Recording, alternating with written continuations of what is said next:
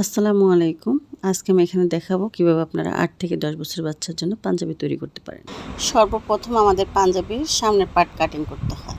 তো সেজন্য কাপড়টি খুলে নিয়েছি, খুলে মাঝখান থেকে ভাঁজ দিয়ে ২ পার্ট করে বসিয়ে নিচ্ছি। তো প্রথমে আমি লম্বা যা হবে তা নেব, সাথে আরও ১.৫ ইঞ্চি কাপড় বেশি নেব। আপনার পাঞ্জাবির লম্বা যতটুকুই হোক তার সাথে আরও ১.৫ ইঞ্চি কাপড় বেশি নেবেন। আবার অনেক সময় সুতির কাপড়টা একটু চেপে যায় দেওয়ার পরে, সেক্ষেত্রে আপনি ১ ইঞ্চি করে সব দিক থেকে বাড়িয়ে নিতে পারেন। তো এখানে আমি ফুট নিচ্ছি, ফুট নেব আমি এখানে ৭, ৬ থেকে ৭-এর মধ্যে আপনারা ফুট রাখবেন। আর মোহরা নেব এখানে ৭, ১.৫ ইঞ্চি ফুট ডাউন দিয়ে দিলে আর আমাদের এখানে থাকবে ৫.৫। ফুট গলা নেব ২.৫, আর গলার লম্বা নেব ২। চড়া নিয়েছি ২.৫ আর লম্বা নিয়েছি ২। ফুট ডাউনটা মিলিয়ে দিলাম। তো এখন আমরা নেব বডির মাপ। বডির যার যত হবে তা ৪ ভাগের ১ ভাগ। পাঞ্জাবি থেকে মাপ নিলে ১ ইঞ্চি কাপড় অ্যাড করবেন, যেন কাপড়টি দেওয়ার পরে খেপে গিয়ে সঠিক মাপে চলে আসে। আর এখান থেকে মোহরার কোণা থেকে ১ ইঞ্চি উপরে দিয়ে এখানে দাগ মিলিয়ে দিলাম, মোহরার শেপ দিয়ে নিলাম। এখন এখানে বগলের মাপ থেকে নিচে ৫ ইঞ্চি সেলাই যাবে এবং ৫ ইঞ্চি হবে পকেটের মুখ। নিচে ২ ইঞ্চি পকেট সেলাই করার পরে ১ থেকে ২ ইঞ্চি আমরা সেলাই করে নিব। তো আমরা এখন কোমরের মাপটা নিয়ে নেব। কোমরও যা আসবে তার ৪ ভাগের ১ ভাগ।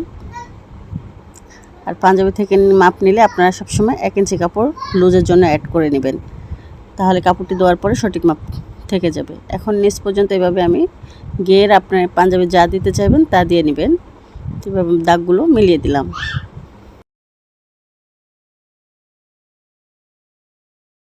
তারপর আমাদের সামনের পাটে যে বোতাম পট্টির ঘর হবে, সেজন্য আমরা উপর থেকে নিচে ১১ ইঞ্চি পর্যন্ত আমরা এটা মাপ দিয়ে নেব। তো এখানে গলাটা কেটে নিয়ে আমি পাঞ্জাবিটা যেভাবে ড্রয়িং করেছি সেভাবে কেটে নিচ্ছি।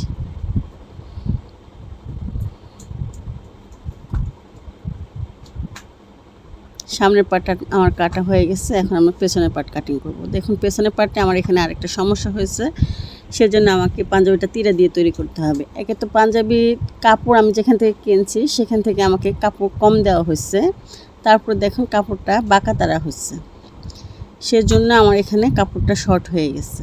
খেয়াল করুন, আমি যে মাপে কাপড়টা নিতে চেয়েছি সেখানে আমাকে ব্যাটারা ১ ইঞ্চি কাপড় শর্ট দিয়েছে। তারপরে কাপড়টা আবার বাঁকা তারা দেওয়ার কারণে এখন আমাকে এখানে তিরা দিয়ে তৈরি করতে হবে। আমি যে পাঞ্জাবিটার মাপ দিয়ে পাঞ্জাবিটা তৈরি করব, সেই পাঞ্জাবিটা আমি দোকানে নিয়ে গেছি। আমি বলছি ঠিক এটার মাপে আপনারা আমাকে কাপড় মেপে দেন যে কতটুকু কাপড় লাগতে পারে। উনি আমাকে ২ গজ কাপড় দিয়েছেন। উনি কিন্তু আরও ১ গিরা কাপড় বেশি দিলে আমার হয়ে যেত। আমি কোনোভাবে এটাকে অ্যাডজাস্ট করতে পারলাম না। পরে আমি চিন্তা করলাম এটাকে তিরা দিয়ে তৈরি করব। তো লম্বা যা নিয়েছি সেটা মেপে দেখলাম। মেপে দেখার পরে এখন খেয়াল করুন, এটাকে বসিয়ে নেব। আবার কাপড়টা ভাঁজ দিয়ে বসিয়ে নিলাম। তো তিরা দিয়ে পাঞ্জাবি বানানো একদমই সহজ। আপনারা আশা করি আমার এই ভিডিওটি দেখলে বুঝতে পারবেন। আমি প্রথমে সামনের পার্ট বসিয়ে নিলাম। দেখুন সামনের পার্ট থেকে পেছনের পার্টের তিরা হবে ৫ ইঞ্চি লম্বা। এখন সামনের পার্ট যেভাবে মাপ দিয়েছি সেভাবে আমি এটা পেছনের পার্টের উপর রেখে কেটে নিচ্ছি। তো সামনের পার্টে তাল পাট কাটিং করতে হয়, পেছনের পার্টে একটু বগলটা একটু বাড়িয়ে কাটছি। সাধারণ পাঞ্জাবির ক্ষেত্রে পেছনের পার্ট ২ ইঞ্চি বড় নিতে হয়, আর যেহেতু এখানে তিরা দিয়ে তৈরি করব সেক্ষেত্রে প্রথম পার্ট থেকে সামনের পার্ট থেকে পেছনের পার্ট ২ ইঞ্চি ছোট নেব। তাও এখানে আমাদের তিরা কাটিং করতে হবে। এখন তিরা হাতা বাকি রয়েছে। এখন আমার কাপড় আছে দেখুন, আর এতটুকু কাপড়ে রয়েছে, এটা দিয়ে হাতা কাটিং করতে হবে, তিরা কাটিং করতে হবে, গলা পট্টি, বোতাম পট্টি, এগুলো সব এই কাপড়টুকু দিয়েই কাটিং করতে হবে। আমি এখানে দুটো হাতার কাপড় ভাঁজ দিয়ে নিয়েছি।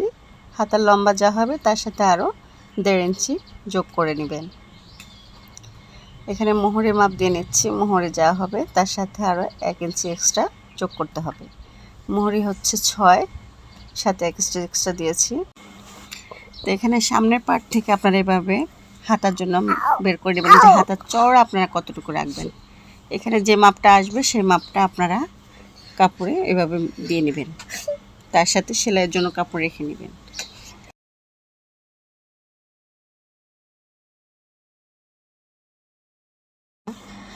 Down shape ৩.৫।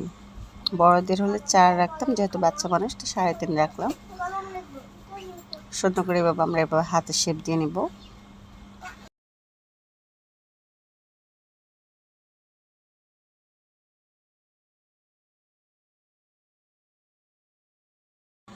তা হাতা কাটিং করে নেওয়ার পর, যেহেতু আমাদের পাঞ্জাবিতে তালপাট কাটা আছে, আমাদের হাতাতেও তালপাট কাটিং করতে হবে। তা হাতার জন্য এখানে আরো 1/2 ইঞ্চি করে হাতার তালপাট কেটে নিলাম। এখন আমরা তীরা কাটার জন্য কাপড় ভাঁজ দিব। আমার হাতের দিকে লক্ষ্য করলে বুঝতে পারবেন। এখানে আমরা ফুট থেকে মাপটা নিব, ফুট যা আছে তাই নিতে হবে।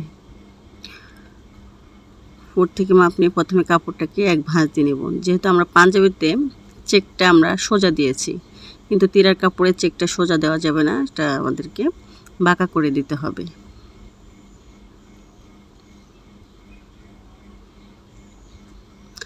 ফুট যা ছিল এখানে সেই মাপটা নিয়ে আমি কাপড়টা ভাঁজ দিয়ে নিচ্ছি। প্রথমে এক ভাঁজ দিয়ে নিলাম, তারপর এটাকে আরেকটা ভাঁজ দেব।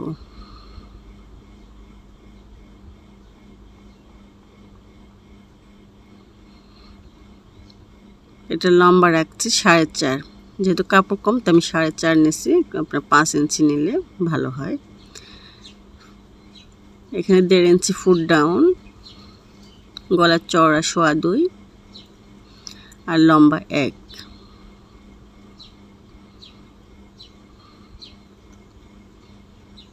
দেখেন একদম কত সহজ।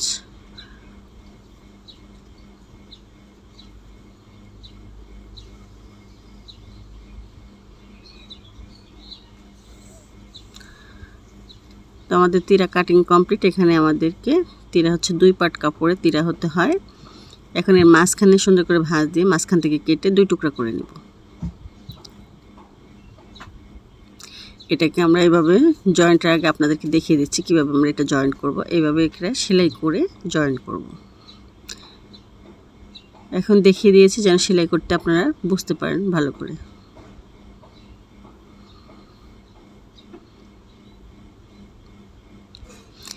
ভিডিওটি ভালো লাগলে অবশ্যই ভিডিওতে একটি লাইক করবেন আর আমার চ্যানেলটিকে সাবস্ক্রাইব করে পাশে থাকা ছোট্ট বেল আইকনটি অল করে দিবেন।